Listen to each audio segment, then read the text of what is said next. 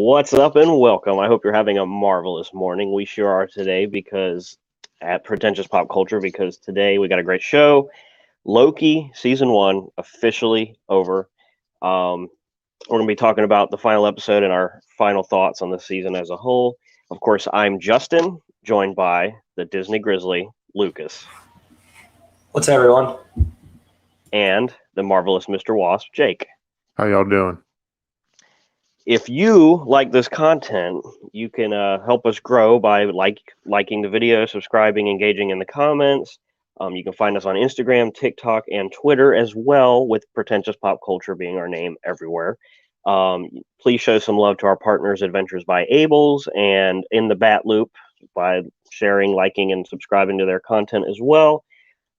Today's episode is sponsored by jakesdesignsrw.com, but we'll tell you about that later. Now, fellas, before we talk about Loki, what's going on with Marvel right now, Lucas? All right, so we got a couple things going on with Marvel. So first off, Black Widow's box office numbers, 215 million worldwide at first weekend, and 60 million on Disney Plus alone. That is a huge number for a streaming service alone, especially with something you have to pay more for the video online than actually going to see it in theaters. So I think that's really impressive. We got the Don Cheadle Emmy nom, which is really weird, and we got it right here as well. But for Falcon and Winter Soldier. Yeah, exactly. Yeah, he's only in it for 100 seconds of screen time. Yeah, it doesn't really make sense. I'm a little perplexed myself. We also have Loki season 2 confirmed. And Tom Hiddleston is confirmed as well for Doctor Strange, Multiverse of Madness. That is just, it keeps growing, keeps growing. I'm loving it. We got the 3 magicians. We got Wanda. We got Strange. We got Loki now. So awesome. I'm excited. What's up, Katrina? Katrina. Happy to see you Katrina. here. Okay. Thanks for letting us know. Happy birthday to your daughter. Hello, we said happy birthday. And then as well, some news that just creeped across the board as well. Haley Atwell confirmed as Captain Carter in Doctor Strange 2. Pretty cool. That cements what I was talking about in our last episode about What If being MCU canon and not just a cartoon about different stories. Yeah. Just happened to be with MCU tagged characters. So before we get out of Marvel news, I'm going to tag this is something that I want to talk about real quick. The fact that we saw Killmonger in What If trailer, I think that's how we're going to have him back in Black Panther 2. And I think moving forward, he is going to be the Black Panther. Interesting. That'd be a safe choice, I think. Weird, but safe. Would be safe. Michael B. Jordan's great. I think it's the right choice. I think Michael B. Jordan would honor the role that Chadwick Boseman brought to light and did such a good, strong performance with, because I think he is also on the same caliber of actor, especially for that kind of character. Definitely. Agreed. So I did want to mention, we're going to talk about our thoughts on this season as a whole, but I just wanted to say, I've been saying a lot that I didn't think these shows were going to tie too closely into the movies. I'm just going to say right now, I was definitely wrong. Yeah, you were. So you were 100% You're wrong. welcome. You were okay. I'm happy. So I'm happy to be wrong. wrong. I'm very happy to be wrong. I was hoping I would be, and I got my wish.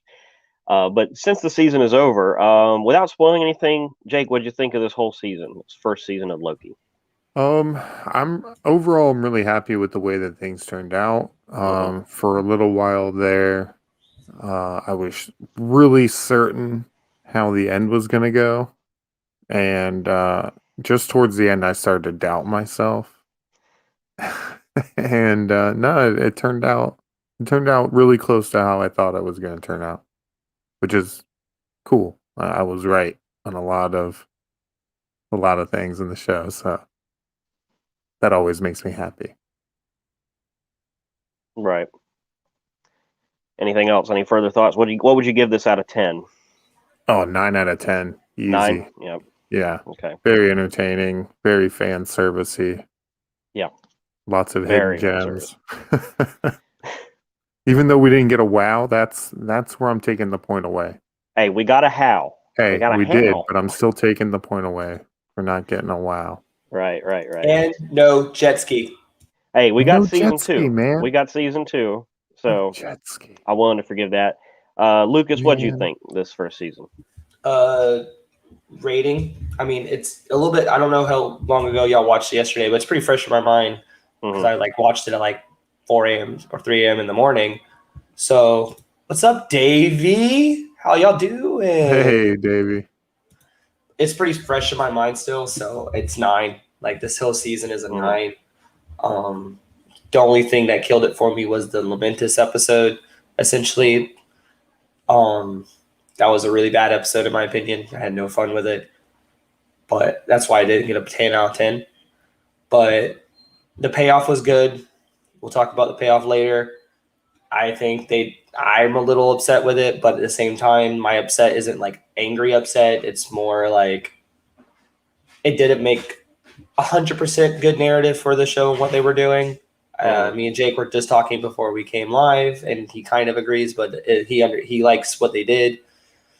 But other than that, I like what they did. I like the new addition of characters. I like how they how they basically expanded the world of what we've been watching for such a long time with just 6 episodes. Right. So definitely a 9 out of 10 on my part. Yeah. I would give it a 9 out of 10. There's like I don't have as much problem looking back at the Lamentus episode because it seems like it's really necessary to break the tension and give us a little bit of a lower kind of side story that makes the next episode so much more impactful. I think I'm gonna give it an 8.5 because there's a couple problems I have with it. When the episode happened where Sylvie broke the timeline and it branched everywhere, really big cliffhanger, and it just didn't go anywhere. It was fixed off screen. It was never referenced again. It was just like, kind of a letdown with that. Um, and I feel like Mobius's character was sort of sidelined in the latter half of the show. He did have some great moments, but um, he was such a standout in the show that whenever he was not on screen, I kind of felt it. So, and I just really liked the dynamic he had with Loki, and I wish we'd gotten more of that. But that being said, this the script of this show is fantastic. The dialogue, the writing, the character development, so far beyond a lot of what we've gotten in Marvel so far, and just really digging the kind of out there vibe that it gives. It's very unique. It's very stylized. It's very like the music is you're in Loki when you hear that music before you even see anything on screen. But also the TVA, wondrous addition to the Marvel catalog of settings, and maybe more settings in this episode we can also talk about. But that's where I'm at with that. Now, before we go any further, I do want to remind you that today's video is sponsored by jakesdesignsrw.com. If you want to find the link in the description, you can go there to find that Jake has a ton of unique designs for shoes, shirts, and more. You'll never have to worry about shipping either because Jake, how does it ship? Always free. Just check out the shoes, man. They're softened nylon canvas. Look at those shirts. So comfy. Use the code POPCULT, POPCULT, at checkout for a 10% off your order. Jake has also recently released an illustrated children's book on Amazon Kindle, and let me tell you, folks, it's so adorable. It's great. It's very pretty. I think if you have small kids, really check it out. Thank you. I bought it just to check out my friend's design. I'm really digging it. I think I'd like to see more from him in the future if this one is successful. So help him out with that, especially if you have kids. I mean, they'll love it. It's really good for like infants and stuff that are just learning to read. And moving on from there, thanks a lot for the sponsorship. It's time to talk Anytime. about the season finale of Loki.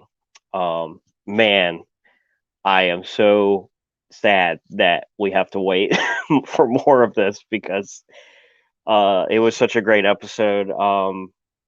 right before the episode, we had left off with the Lokis had just enchanted Eliath, paving the way to the castle beyond Eliath's smokiness.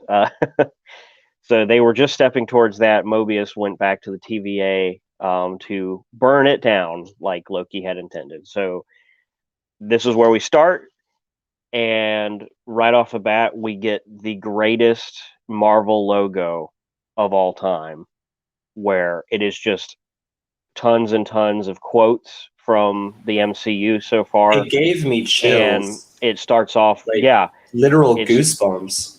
like as soon as I heard the music cue for Cap and Peggy's dance song in the 40s or whatever, it's like, wow, they have earned this to the point where it's all jumbled up and confusing, but you're still hearing it's like shot after shot after shot of like goosebumps and memories, and we're all just little kids at heart, and this just brings that forward. But we also get it's mixed in with some real world audio as well. The The Wakanda Neil Forever is what Armstrong. got me. The Wakanda Forever one actually did get me because I um, didn't realize what I was listening to, and then I just heard Chadwick Boseman go Wakanda Forever, and I was like, oh wow, wow. right. I liked that they put Korg in there. They didn't have to because he's like, hey, we're gonna jump on the spaceship here, And what got me was there was an idea quote from Nick Fury when he was talking about the Avengers. But addition, do you have any standouts, Jake, or no? It's just all of it. I'm loving it. Okay, so Everything.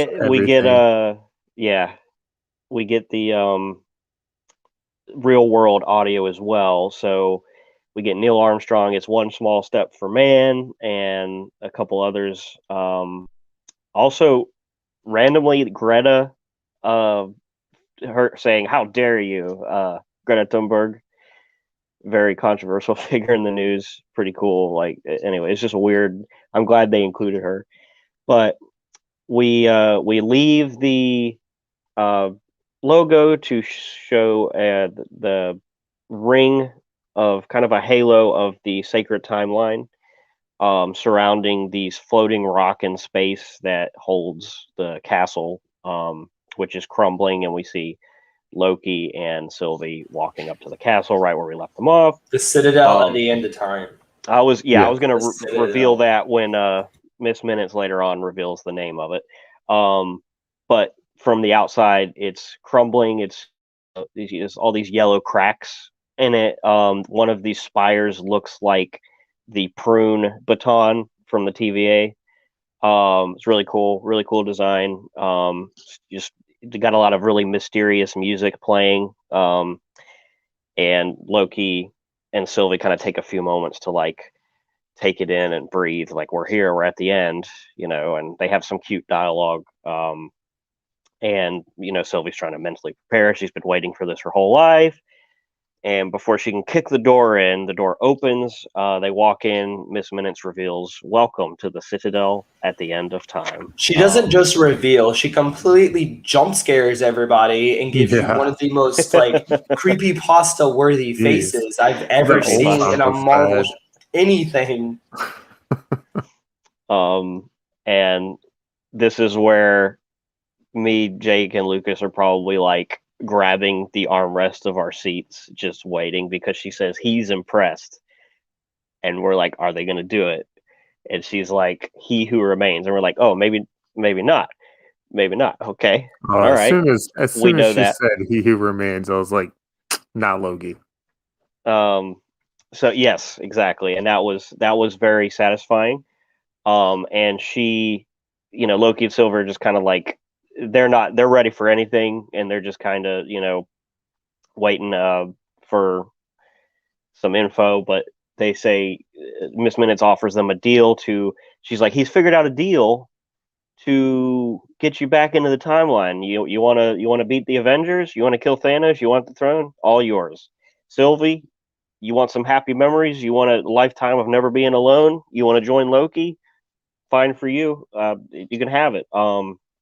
And Loki and Sylvie kind of, they're like, Sylvie says it's fiction. That's not real.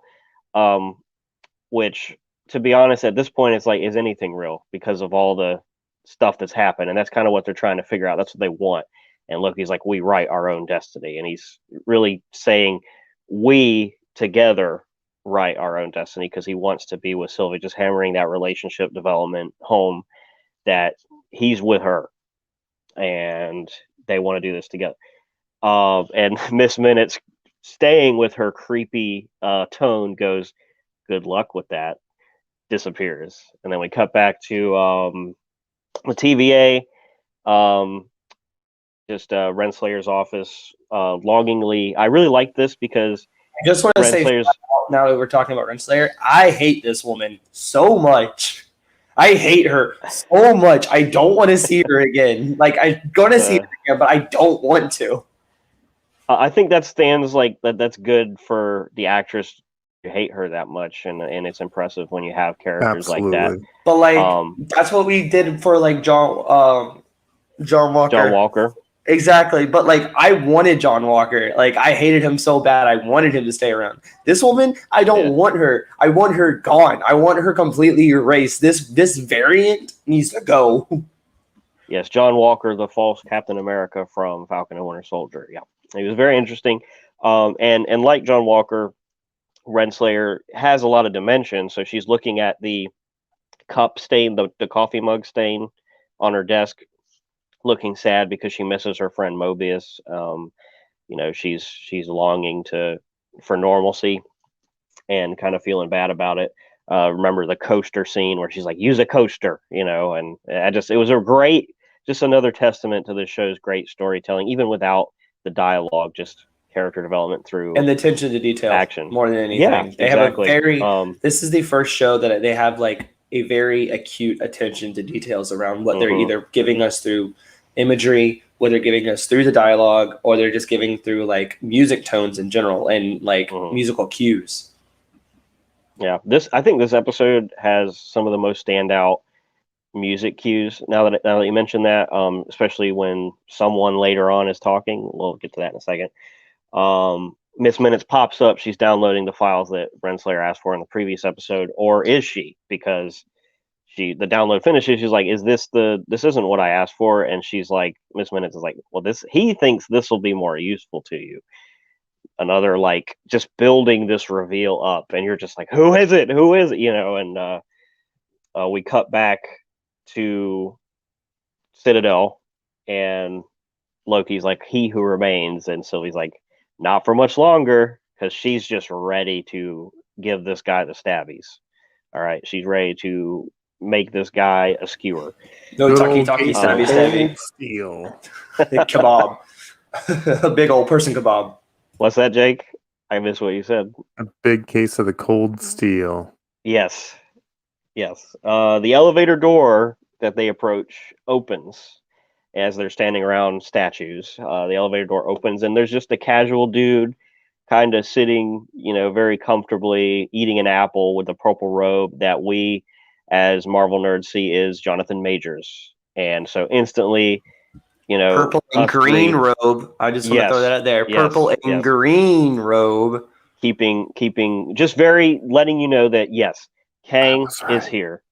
Kang is here. And you were right, along with half the internet, but we were all hesitant because of WandaVision. Yeah. Not giving us Mephisto. Them giving us Kang here, so satisfying, because they had just gotten me to where I was like, I don't think it's going to be Kang. And no, it's Kang. Right. It's definitely Kang. Is a more peaceful variant. Yeah, I know, that's fine, because that's who Kang. This is like, we'll get to which version of him it is later, but so knowing that Jonathan Majors was cast as Kang in Ant-Man and the Wasp, or Quantumania, we're instantly, just the three of us, and other Marvel fans know this. This is where the shows don't tie into the movies very well theory goes down the drain. Yeah, I'm like, done. Thank you, Kevin. Even though Kevin said you don't have to watch the shows to understand the movies, yeah, you do. You gotta watch the shows. Like, he's wrong. Yeah, you gotta. You absolutely have to. I mean, them. Since spoiler, this is going to be a very big spoiler, because it's what we've been talking about with Justin's like theory about things not connecting. When we went talking to about go Black see, Widow? Yeah. Okay, well, we'll don't spoil the Yeah, Black let's Widow in not this. talk about Yeah, that yet. yeah. I We'll just just want say to. at the end I just want credits to like there rub it in is your a face a little bit scene more. that Still, connects it to the show, but we're not going to tell you what scene, like what happened in the scene. And his first lines is he's just like, "This is wild," and he's just showing instantly he's demanding screen presence with this great performance, this wacky, zany kind of Willy Wonka, you know, man behind the curtain performance. He's like, hey "This is honey, unnatural." glad you're Two watching. Lokis. Hey Carla. So two Lokis. It's unnatural. It's weird. Wow, I like it. And he, forget what they say, but he's like, basically, let's talk about this in my office. And we cut back to the TVA. Mobius appears in the office of Ravonna. They have, a bit of banter back and forth. He basically is saying, we're friends. I'm not going to prune you just immediately, because we're friends. I have better things. He's like, we should change the way the TVA is working, and they have a bit of dialogue back and forth.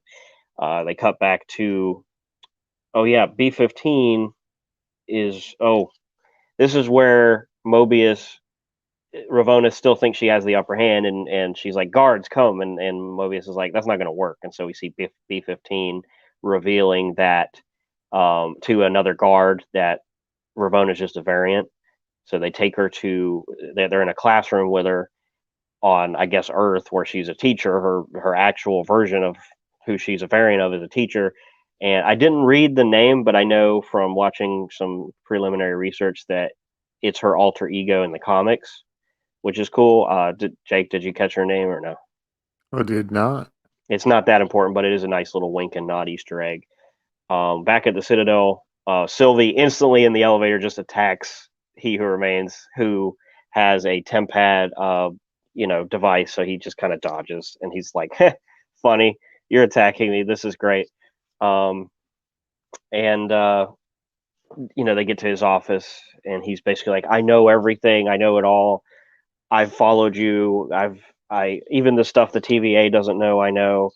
That little look by the lake, just like uncomfortably, jabbing at them, knowing that they have a relationship that they haven't really vocalized, but they know. And he's just like, y'all are into each other, like, During this whole exchange with him and how he was acting, I just want to say, like, this was the most Disney inputted character to me. Like this man, this whole character seems so whimsical.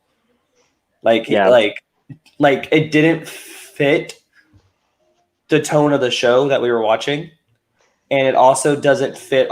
Even though Marvel is like really good at like comedic timing, 90% of the time, and like keeping up a good like happiness feeling. Like this man was way too whimsical feeling. I think that's the best word to mm-hmm. use for it.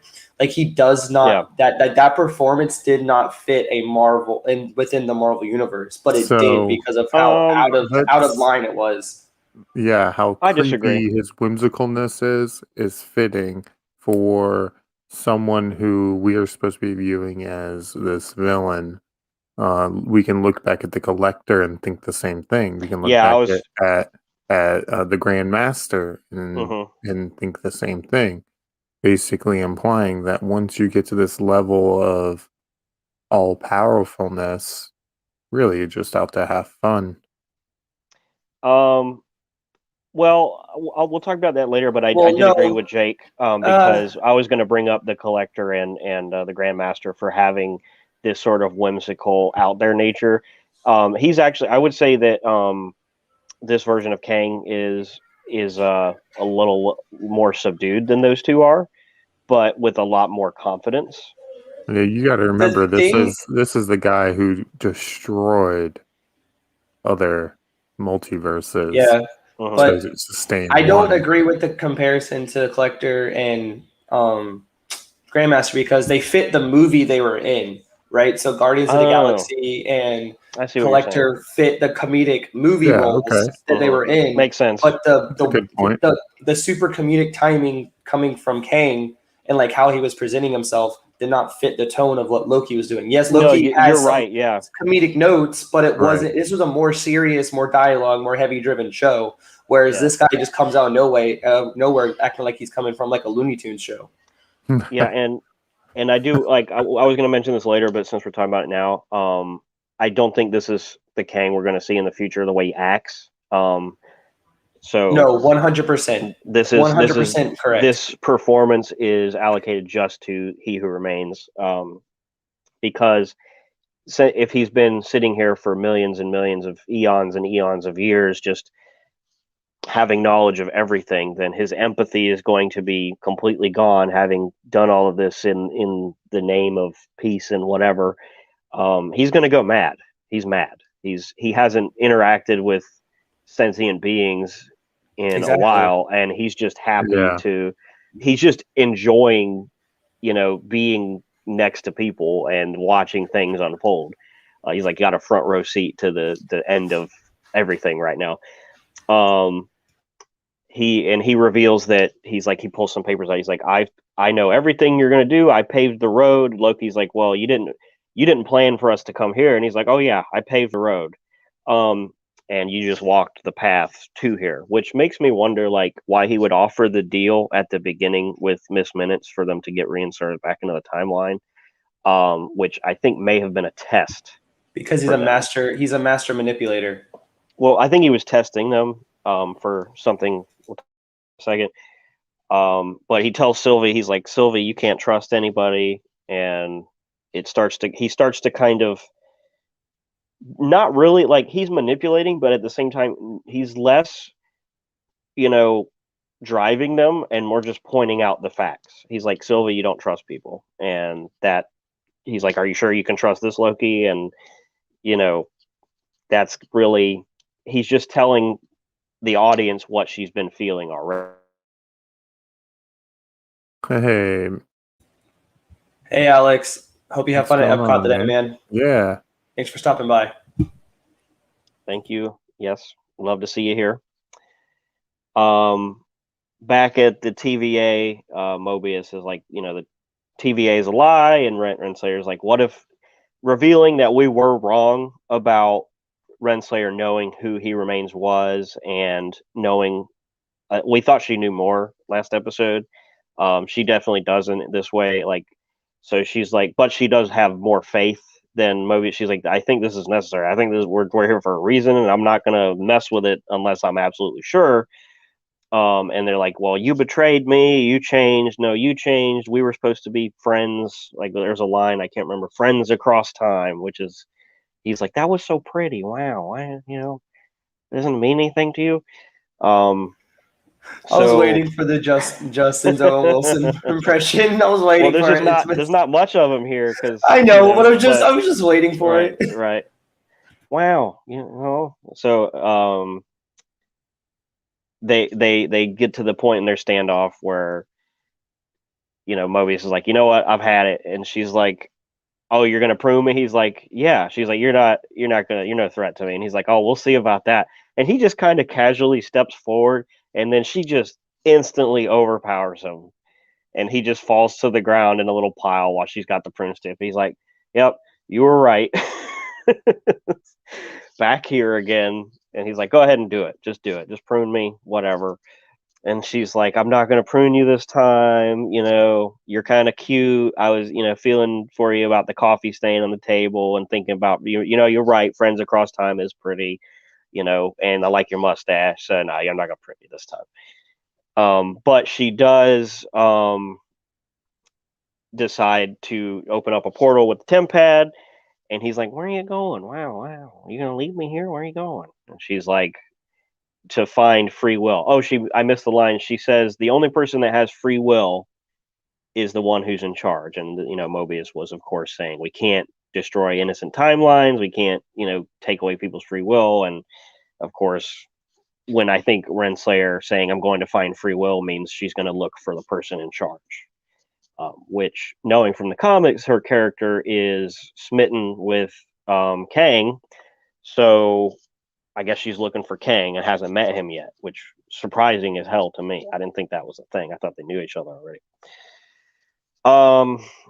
back at the Citadel,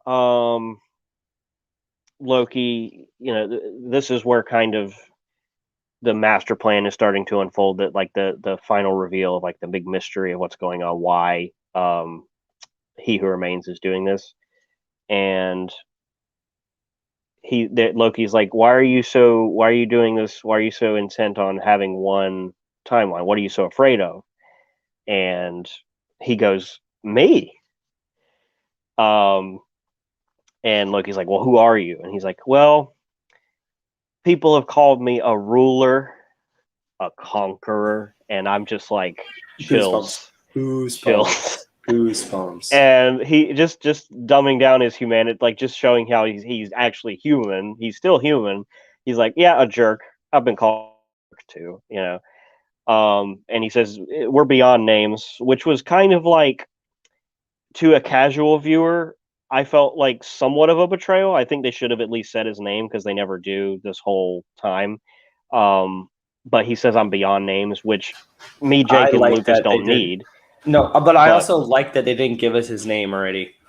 I liked it. Yeah. I liked it. It gives us the mystery of the character himself for a casual viewer or someone who has just watched the MCU grow.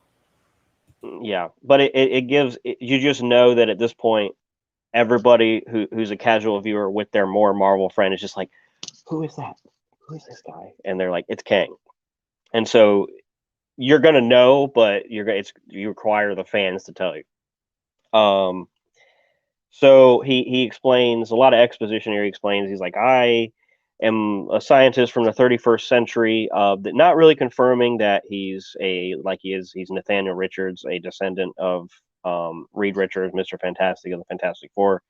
Not sure if that's going to be a thing. They might not go that way because it doesn't really need to happen. But Fantastic Four is confirmed as a movie, so yeah. So he's saying when he was a scientist in the 31st century, he discovered universes stacked on top of each other. Basically, he discovered how to communicate with the multiverse, different universes, at the same time as all these other universes his different variants were also discovering the multiversal communication.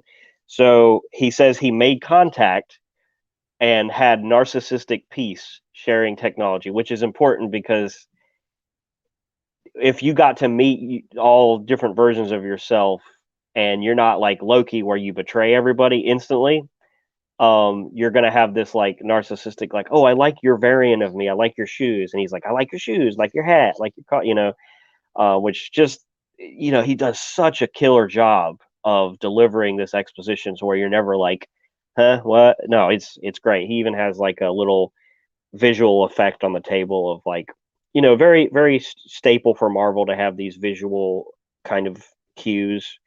We've seen it before with like the Guardians of the Galaxy explaining, the Power Stone and the Infinity Stones and stuff like that, or the Sacred Timeline, or you've seen it before in the Marvel. And he says, not all versions of me were good. Some of them just saw the new universes as new places to conquer. So that started the multiversal war, where the goal was to annihilate any universe that Kang couldn't rule. And I can't remember. And then Sylvie's like, "Oh, so this is why, this is where you come in, to where you save everything." And he just goes, "Oh man," which is the music cues with him saying that. So it's just this weird, uncomfortable, unsettling moment. I think you have a variant behind you, Lucas. But it's just this cool thing, and my little baby over here making a little entrance. Sorry, guys, for the little deviation. Hi there.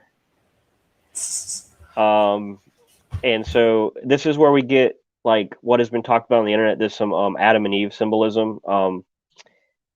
I think at some point Kang is like, "You think I'm the devil, right?" And so he's eating an apple, and Loki and Sylvie are kind of symbolizing Adam and Eve at this fresh new start. and he's kind of tempting them with power or chaos, order or chaos. So basically, the biblical scene in Adam and Eve where the devil's tempting Eve with the apple. And in the Bible, we know she takes the apple, and then knowledge of good and evil is happens, which causes kind of a chaotic existence.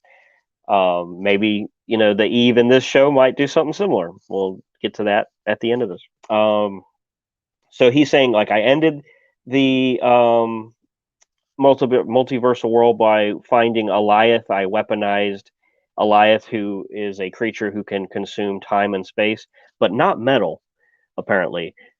Just time and space, as long as it's not made of metal, for whatever reason. Based on the last episode. Isolates his timeline, creates TVA, calls this cosmic harmony.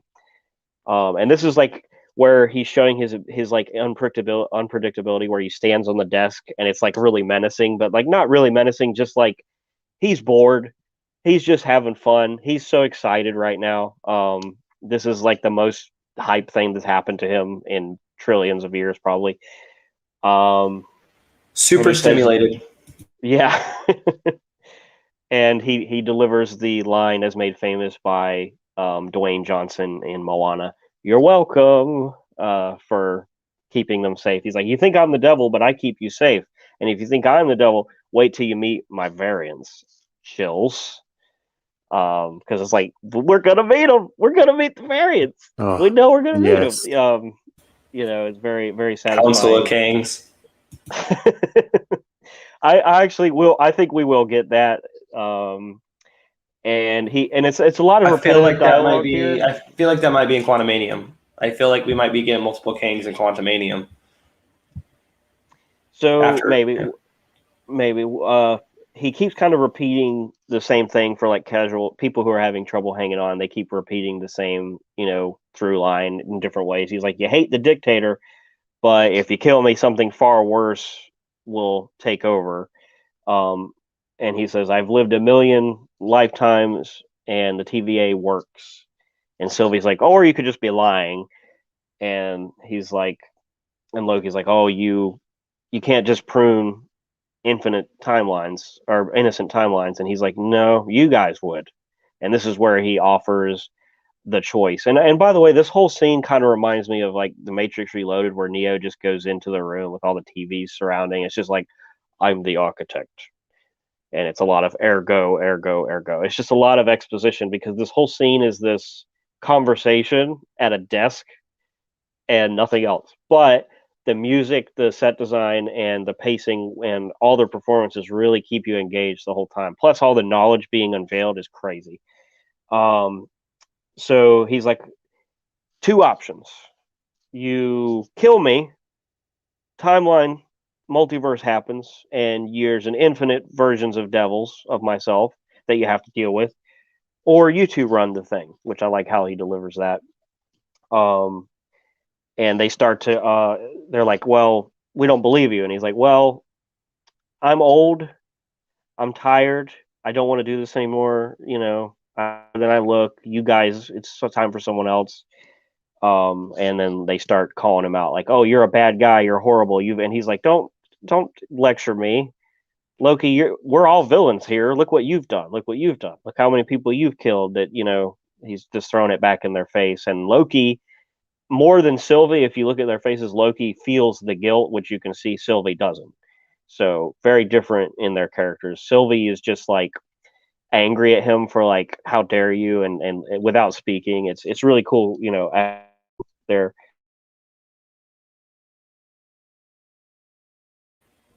And so he do bad things for a good reason, which Loki kind of likes that idea to an extent. We lost you there for a minute, buddy.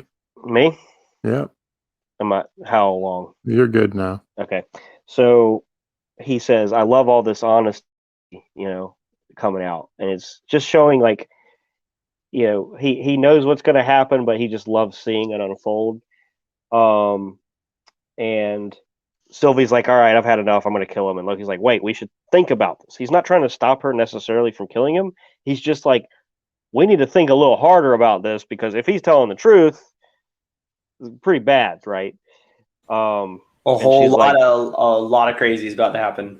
yeah. And So that's where they're showing the good character progression of Loki yeah, compared to like I thought Sylvie would be having a really good character progression, change how she thought, come around, be more likable, and she's not. well, and they've said earlier that Sylvie has lived a lot longer than Loki in this, and she's had a much more desperate life since a child. So this is all she's wanted her whole life, and she's never Loki is already at this point been presented with having his desires achieved and then failed multiple times. Sylvie has only ever just survived. She's never had this opportunity, so she's going to take it as soon as she can. And she also like is what is said. She can't trust anybody. She cannot. That's her character. That's her cornerstone. She doesn't trust anybody. So she thinks he's lying. She genuinely thinks he's lying. But Loki says, "I'm a liar," and I don't think this guy's lying because I know a liar, and and this is where she turns to him. You only want the throne. How could I have trusted you? And he's like, you never trusted me, did you? And he's so hurt delivering these lines. And he's like, this is bigger than us, you know. And she's like, well, what do we do? I guess we're in a pickle because Loki says you can't trust and I can't be trusted. Great, black and white dialogue here. Establishing their foil with each other. Um, but Loki says the most logical thing, where he's like, well, even if he is lying, the cost of getting this wrong is too great. And so this is where she finally reveals kind of that she's in love with him, where she's like, well, then kill me, take your throne, because she's, so hurt by all of this that they can't be together in this. And Loki's like, stop. I've been where you've been. I've felt where you felt. Kind of a corny line that if anybody else delivered, it would be corny, but he does a good job with it. And they ultimately get to this Disney tension, this like Disney crescendo of Loki saying, I just want you. And you're like, yeah, yeah. And he's like, to be okay. And we're like, oh, come on, come on. Just it doesn't matter. The hammy line still works because she drops her weapon, they make out, and she says, I'm not you, as she knocks him back into the TVA. You just skipped right past that whole fight scene between the two of them, by the way. Well, they were fighting in between that. I also think Just at one throwing it point, out there. That was a really well choreographed fight scene between two people. yeah, That was great. That was a great fight. We you also saw felt like every the use of blow. Yeah. magics. We also saw the use of magic, like combat magic, not the illusion magic. So it was a really good scene. And also right like in the middle of the fight, there was a moment where they stopped to talk and the sacred timeline started to branch outside, and Kang, or He Who Remains, says, we've reached the threshold. I lied. I don't At this point I don't know anything what's going to happen from now on. So I'm in the dark, and he kind of looks even more excited at that he's like, finally, I don't know what's going to happen. So I have a little bit of humanity back for the first time in eons, where I'm just as surprised as you are by things happening. So she knocks him back. Sylvie knocks him back. It's a very hurtful scene. Very emotional. Tensions are high. Back in the TVA, we go, and then Loki's just sitting there on the ground. Go back to the Citadel. Sylvie really doesn't waste too much time. Just kind of walks up and just sheaths her little knife sword into his belly, to which he looks at her, smiles. Oh, before that, she kind of knocks the desk away to where he jumps, which is great because that's the first time he's been shocked by anything. Again, just his Do you delight at think being he was shocked. shocked, or now that he knew that he was going to die, he was just like still doing the play of like, oh, I'm gonna die, Well, no, like he I think he knows at this genuinely point. got jump scared by the desk being thrown because he didn't expect that to happen where his normally he would. But he smiled at his jump scare because he hasn't had that experience in such a long time. I love, like, if you deep dive, you can really tell his performance is so accurate to what that character would be feeling. But he knows he's going to die. Like he expects to die. That was, I feel like that was his plan. and kind of like Eve eating the apple and chaos ensued. Sylvie stabs him. The multiverse erupts into chaos, and he like smiles and winks, and he says, "I'll see you soon." Because he's like, well, if you kill me, I'm just gonna end up back here anyways at the end of the multiverse war. This is the only outcome if you do this. Maybe not. We'll see as Phase 4 goes forward. This is the last we see of Sylvie. Back at the TVA, Loki is, the camera lets you linger on Loki's face, and he's really feeling everything. Probably wondering, I guess Loki's always do lose. I guess that's how we are. We just lose at everything. But he decides to reject that, still having hope that now without the TVA. Before we do that, we also get the scene with Mobius and Hunter B14, B13, where they're sitting in front of the branching TemPad area. Before we got to Loki. Hey, yeah, you're back. Okay. But before we got to Loki, back in the TVA, we did see Mobius and B14, and they're sitting in front of their the branching TemPad from where the time bomb went off, and they're saying they're like, what do we do now? Yeah, I was getting to that. He says there's 63 new branches. Mobius says there's 63 new branches in this unit alone, and he's like, well, does he want us to just let this happen? But before that, Loki gets up. He corrects himself. He starts to, he's like, I'm not gonna. I believe that without the TVA having control over the reality, I actually have free will now. So I'm gonna stand up and do something instead of moping. And as Mobius says, does he just want us to let the timeline branch? How are we going to stop it? And Loki goes, you can't stop it. We made a horrible mistake. That we went to the Citadel at the end of time, and he starts explaining everything that happened. And Mobius is just like, huh? What? He's like, what? Are you an analyst? What division are you from? Slow down. Wow. Which is revealed that Loki is not in the same TVA that he left, because this Mobius has never met this Loki, and maybe it almost seems like he doesn't know what Lokis are. He didn't recognize him as a Loki. And that's when you're confused and you get chills, and this reminds me of the moment after Thanos' finger snapped, where everybody's just like, what happened? And yeah.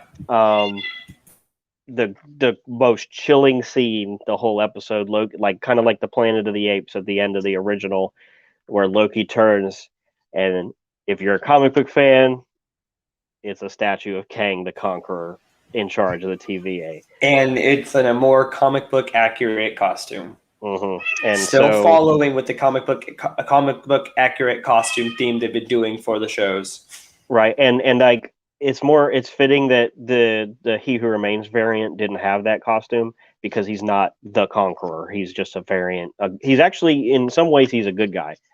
He's a necessary evil, like Ravonna. There's a lot of at the end of this, reflecting on, hey, they weren't going up against the bad guy per se. They were mistaken the whole time that, he was actually a good guy.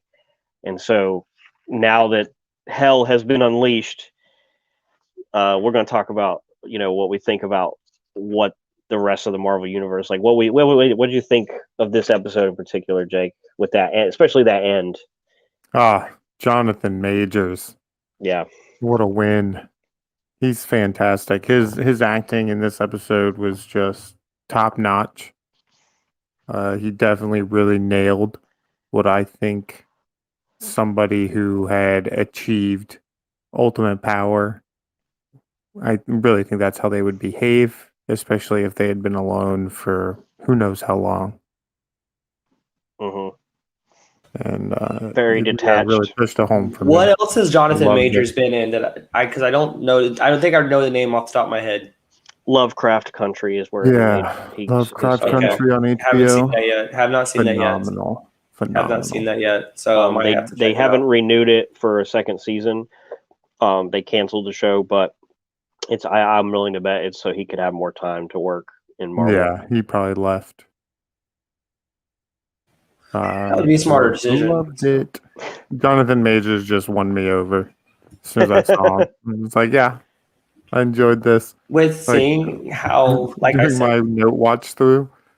I got to Jonathan Majors and I said Jonathan Majors is great. That's all it says. so like I said, seeing how whimsical he was, I can't wait to see like the Conqueror side, the tyrannical side, the Yeah, evil side, the what that we know is coming. So Yeah, I it'll agree. be it'll definitely be a different acting role at that point because it'll be a different variant. he'll be a different So character altogether for the most exactly, part. Yeah, exactly. very excited for that. And just how well they set everything up to where if you've watched WandaVision and Falcon and Winter Soldier and this feels like the end of almost like the end of like a preamble phase. So not like the end of the phase, but like this is like the moment where Thanos walks up and grabs the Infinity Gauntlet and is like, fine, I'll do it myself, where you're just like, oh crap, things Right. are coming. I You felt more know, like the throne, like that seeing him in Avengers and like grabbing the gauntlet. So like when he like turns his head to the side and you see like Grimace looking at you through the through the movie. Yeah, that's what I felt. I didn't feel the yeah, gauntlet yet. I didn't feel the gauntlet yet. Seeing multiple Kangs and seeing like multiversal things happen like on screen, I think that'll be like the gauntlet grab for me. When we see well, his helmet go on. Yeah, the helmet go on. right. Yes, yes. Well, Well, I'm not saying it's just because more he's using an from object, but like you it's know, more from the fact that the timeline is now branched into the multiverse. So now it's like anything could happen now. I think we know a little bit of what could happen. I'm hoping that you know, with Spider-Man No Way Home, we are getting some direct consequences from this. Whether that happens or not, we'll have to wait. I only imagine we're going to get that trailer soon. But this is kind of like in WandaVision when we saw Ralph Boner. I thought that, oh, so Wanda's allowing other X-Men from other universes to bleed into our universe, and they can actually use the same actors. So if there is a great casting choice, we don't have to like we could still see Michael Fassbender as Magneto or whatever. And I know people want Hugh Jackman back. I don't want to get my hopes up for that, but that's possible narratively speaking without causing too much of a stir in the current canon, as we talked about last week with the multiverse allowing for anything to be canon. I think we're gonna be seeing X-Men return, like that were already people that were already being played. I think we might, since the MCU is like a younger version of everything. I think we might see James McAvoy's Xavier. I've been thinking about this recently, actually, a lot. I think we might get more like the first class era of X-Men being brought in. Um, I think it's going to be a completely new people casted for Fantastic Four, which I'm completely fine with. I don't want any of those people to try and regain the power that they had before with those characters. Um, and the more I think about it, uh, since the Multiversal Wars is Secret Wars, Yes. so if that's the definitive game plan, Doctor Doom is a huge, huge, huge, huge part of Secret Wars. So they have to introduce him before that happens. And I wonder if it's going to be through Fantastic Four. I don't want him in a Fantastic Four movie as the original fight. I think like someone lower, like Mole Man on the scale, would be Is that better just because you've introduced. already seen it? Yeah, kind of. I think and plus he's also like us who are comic book people know Doctor Doom is bigger than just a Fantastic Four movie. Like he's Yeah, way definitely bigger. he's almost at this point an omniversal threat, like 90% of the time. Even though people don't think he's that strong, he's definitely one of the like five strongest humans essentially. That like villain wise, definitely. So the fact that he got degraded to two movies just for Fantastic Four before, I think he deserves better this time around. But that's way one of the things better, I'm definitely, please. yeah, Please, yeah. way better. But after seeing what they have done now, because Kang is going to be a Thanos level villain moving forward, but they have to have something even bigger for Secret Wars. And I think Doctor Doom is going to be. I think they're actually going to use Doctor Doom in a great way after seeing what they did with Kang, or the start of what Kang is. I hope so. I will say two things just to throw them out there. The fact that we got He Who Remains makes me wonder if we're ever going to get. I am more faithful that we will get the Beyonder at some point. Yeah, eventually. What about the one above all? I don't think we're gonna get that. No. We might, but that would be literally Endgame Marvel reset button. Yeah. That's like a 2045. Or we'll get like movie. this small insignificant appearance by him, like a couple of the comic book appearances that he's done weren't significant to the storyline in any way. If Stan Lee was still alive, it'd be awesome if they cast him as the one above all, because he is the one above all. Yeah, but now you know who we have to default to, right? Ryan Reynolds. No, not as the one above all. I just know you, so I was thinking that's what you're gonna. Who else plays God? Morgan Freeman. Yeah. Morgan Freeman would make a good Dr. Doom, but that would only Dr. Doom. No. Why are you doing this? What? Stop that, Justin. Cut it out. You're just talking smack. Don't. And then still staying on track with the whole like using everything we've seen that is now basically canon that's ever been owned by Marvel and movie wise. There's I saw it yesterday or the day before that there is not confirmation, but there, you know how we've had like leaks and rumors about Spider-Man No Way Home, Right. Yeah, Venom being involved in the MCU. Yeah, and I was going to say in Tom Hardy's Venom. So I know. So I know you don't know comic books, Justin, and I know Jake does. And a new event that just ended recently is the King in Black and the War of the Symbiotes, et cetera, et cetera.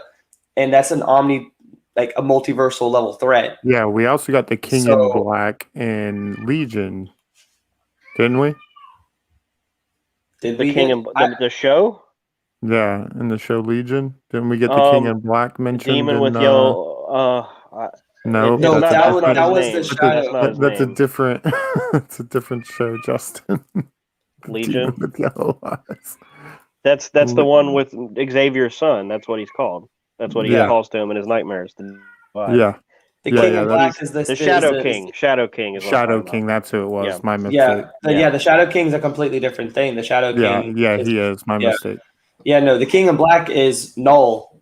So if I highly doubt they're going to reach into Legion lore for this. But the fact that the Venom movie is the fact that the Venom movies bring in another symbiote. I mean, even though Venom is always interacts with symbiotes, if Venom gets introduced into the MCU and there's a bigger outer space, we already know the cosmic level of Marvel, and the fact that we're bringing in like literal gods. We're bringing in Gore and Thor, Love and Thunder. We're bringing God and omnipotent level threats. And if they keep going, which I think we're going to keep seeing these movies as long as there's stories to tell, I think that we might see things that are newer, like the War of the Symbiotes and like all these other newer like cosmic like God level stories. I mean, we might see those in animated form if at all. If we see them in cinematic form, that would probably be 10 years down the line. Just seeing the level of expansion this show did for the MCU, not just keeping it contained to terrestrial and like just cosmic. Now it's multi-dimensional and different versions. It's the cat's out of the bag. There's nowhere to go but up. Like we thought we hit the roof. We thought we were skimming the top of the roof, but no, the roof literally just jumped infinity levels higher. Anything is possible.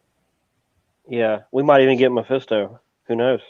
Yeah. I think the destruction of the Infinity Stones in our main continuity so far is going to spell the destruction for the main continuity, allowing them to reset and bring the mutants into the main fold again. Well, that would be an interesting way to do it, but like one of the things I was going to say is with the multiverse branching, because what this means for the MCU is that up until this point, there was no multiverse. Correct. They were locked away from the multiverse. They are unlocked. The multiverse is now unlocked, so you don't necessarily need to have a reset to pull in other characters. And I'm much more like I didn't think they were going to go this crazy with the end of Loki, and now that they have, and we're getting the multiverse of madness, definitely, absolutely, 100% a result of a consequence of Loki, absolutely, especially if he's in it. I do have faith that they will bring in Tom Hardy's Venom, whether confirmed or not. Why wouldn't they? You have these characters, like the stories are going to be good. It's not like now, granted, I would prefer a recast of Venom because I love Tom Hardy, but I don't like those movies that much. They're just okay. I don't like supporting them. I don't think we should congratulate the quality of those movies, and they keep making movies at that quality. I like to demand more for my properties, but it's not that they ruined Venom with those movies. He's adequate. I would be interested in seeing that Venom go up against like a Tom Holland, but we also have Morbius coming out. They could use that. It just at this point, it's like they have now, as we talked about last episode, they're not shackled to a single canon. They can bring in whatever. They can bring in stuff from What If, and I think they're going to. Why wouldn't they? They have permission now narratively with this show, and it's a great testament. I was going to say earlier, it's kind of a non sequitur, but when we saw Goliath as a smoky, devouring creature, he reminded me of the stupid Galactus in Silver Surfer. He did. And I'm hoping that that's just not the Hollywood standard for planet devouring creatures, and we don't get that as Galactus again. Goliath is a cloud-looking monster. No, I know, but it's just like fine. I'm afraid that they're going to screw up Galactus again. I think we will get Galactus soon too. My other theory is like not soon.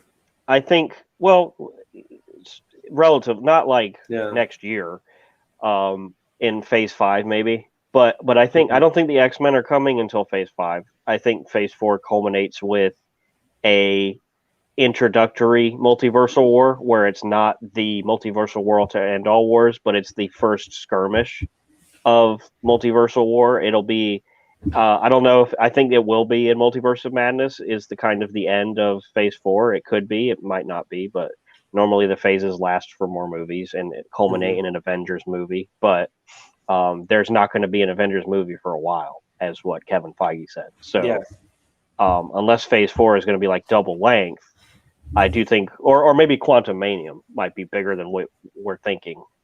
Even though Ant-Man movies are typically side stories, Quantum Mania might be a maniacal story. But I do think we're going to get kind of a drop-off point after a huge cinematic event story, and then that will lead into the X-Men. I don't think we're going to get the X-Men before that initial multiversal war. I think they're coming before the end of that, but I think we have so many characters to introduce and tell the story of. I think Fantastic Four, is coming before X-Men, and that's not till over a year away. That's like end of year 2021. So the end of 2022 is where I think we're going to get some or 2023 is where we're going to get some X-Men. The end of 2023. That's good. That's a good prediction. I like that. Yeah, and that's fine. I'm okay with that timeline. Yeah, and the only thing is, they're probably going to bring Wolverine in first because he's the biggest moneymaker and fan favorite.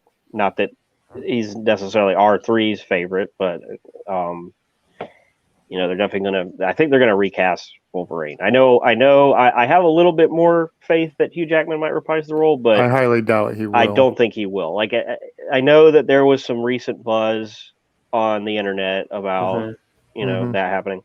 Oh, by the way, just a fun thing for you viewers if you're still watching the Free Guy trailer. There's a fun little reaction video of Deadpool reacting to Free Guy, and it's just beautiful. It's great. It is. It was adorable. You should watch it.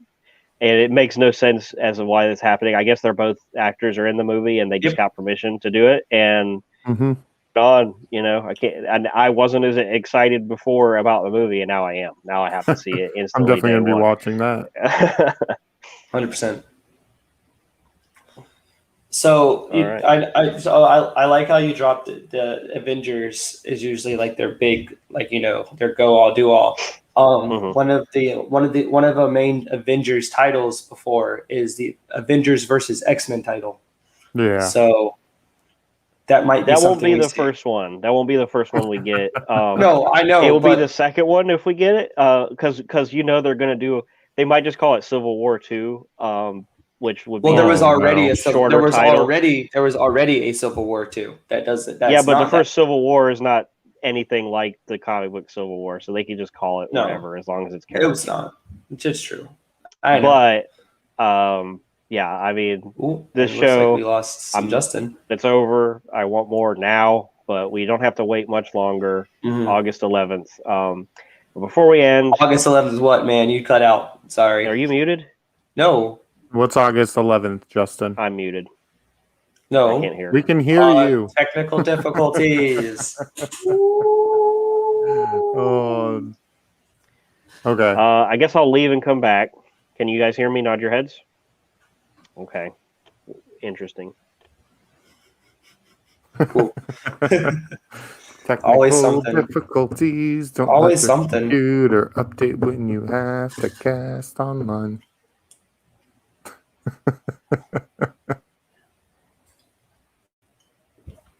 Jeez, Justin. Okay. You silly I'm pants. Oh, there he is. He's back. There he is. All right. No, what were you So, saying? August what? So August 11th, we got What If coming out. Yes. Before we finish up though, if we're gonna talk about the 3 Disney Plus shows we have so far, Yes. where are your rankings right now? Which is number 1, and how do you rank the top 3? Loki, Cap and Winter Soldier. I mean, Cap and yeah. I'm just calling it Cap and Winter Soldier because Right. that's who it is. Yeah. And WandaVision for Right. excitement and entertainment value alone. Right. For me, Storyline wise, I do have to say Wanda is right there with Cap and Winter. for me, I follow along with Jake. The same thing. Loki, Winter Soldier, and Wanda. When it comes to story though, and just like great storytelling, I think Winter Soldier takes it a little bit more for me because I have stated before how much I do like the terrestrial aspect, the more human aspect, the more relatable aspect. But for as being a comic book nerd and like what I'm like my fan service and what I'm really into, Loki took everything for me. And Oh yeah. yeah. Now, to be fair, this is the Meow. first season. Meow. This is the first season of Loki. It's not the whole series, whereas WandaVision and Right. Falcon and Winter Yeah, Soldier we've gotten are the the full whole series. series. Well, we might Um, get another season of Cap and Winter Soldier. Well, we might, but they did confirm that they are making another Captain America movie with Sam starring. Right. So Yeah. it's a movie. I think is going to be the sequel here. Yeah, we probably. Yeah, you're right. But as if we're going to look at episodic television and the season 1 of Loki being its own thing, comparing each season of television, agree with you two. WandaVision is forever held down by the Ralph Boner joke that just really Fully agreed. Yeah. felt like How a dare you give us jab that in the much fan kidney. service just to pull the rug out? And I also I like the gimmick of television, but I think it just it feels like 2 separate things when you're watching WandaVision to me. So I loved it, but at the same time, it was a very anxiety inducing show because you're like, who is what, huh, why, huh, and but which was kind of fun, but annoying, ultimately annoying because Ralph Boner. Something else I didn't talk about in our Marvel news. Now we're talking about WandaVision. I am so sorry to cut you off. Agatha Harkness was also confirmed to be coming back. Yep, we did forget In to what? say that. She's coming back soon. She's coming back in an upcoming project. That's all we know. She's But she's we knew. back I figured soon. we knew that already, but no, yeah. the news just dropped like the day or two ago about it. Okay. 2 days Well, ago. not surprising at all. No, it's not. It's just we were talking about Wanda and just like how like things trigger in your memory. You're like, hey, yeah. So yeah, that's my problem with WandaVision. Falcon and Winter Soldier. I probably felt more emotional throughout the whole story. I think it was a very brave story to tell. But I do think the tone kept shifting a little too much, where I wanted more of the buddy cop dynamic between Sam and Bucky, and we just didn't get much of that. And I also didn't like the power broker reveal at all. I thought it was very lame and underwhelming. Am I still here, guys? Yeah, you're still here. Okay. Yeah, I feel like the power broker reveal was also extremely foreshadowed. Mm-hmm. Like they just laid a really heavy hand. Like they were like, "This is who it is," without actually putting a neon sign on her. Mm-hmm. I agree. That's where I think those two shows fall flat. With that being my I walked away for a second. Falcon and Winter Soldier. Yeah. No so worries. like, Falcon and Winter Soldier. Did you have more to say? oh no, I'm just saying. Like, I agree. Like, I don't know what y'all are talking about, but I heard the power broker and a heavy hand. Sorry, I had to go deal with one of my animals. Too obvious with power broker, not obvious with WandaVision. Loki came together and put those two kind of reveals together and made it a lot payoff great. Mm-hmm.